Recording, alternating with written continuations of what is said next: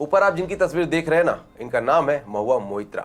हाल ही में इन्होंने एक ट्वीट करके योगी जी को कहा है कि हेलो बुलडोजर बुद्धि, please go back to drinking Fanta in UP and leave Bengal alone. और उन्होंने ऐसा इसलिए कहा क्योंकि योगी जी ने अपने भाषण में ये कहा है, स्वामी विवेकानंद ने कहा था, तुम मुझे खून दो मैं तुम्हें आजादी दूंगा।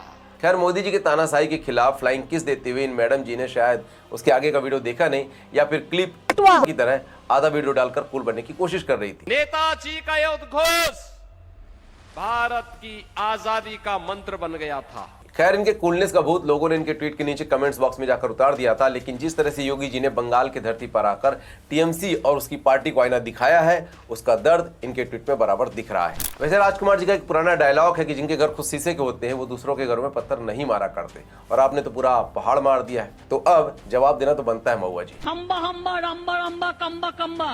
खैर, आज ये योगी जी के टंग स्लिप पर व्यंग करते हुए कह रही कि drinking Fanta in UP and leave Bengal alone. तो सवाल पूछना तो बनता है कि आखिर इतने सालों में तुम लोगों ने बंगाल के लिए क्या किया है जो हम बंगाल को अकेला छोड़ दे। संदेश खाली में बहन बेटियों की अस्मिता लूटती रही, तुम लोग चुप रहे। मुर्शिदाबाद में हिंदुओं का नरसंहार हुआ, उनका पलायन होता रहा, तुम लोग चुप रहे। आरजीकर मेडिकल कॉलेज की डॉक्टर बेटी को न्याय देने की जब बात आई तो तुम लोग चुप रहे। जो बंगाल का भी भारत की आर्थिक राजधानी हुआ करता था, उसमें पिछले 15 सालों में दीदी और तुम्हारे टीएमसी ने राज किया है। वहां आज विदेशी तो छोड़िए, देसी इन्वेस्टर भी आने से डरता है। क्यों?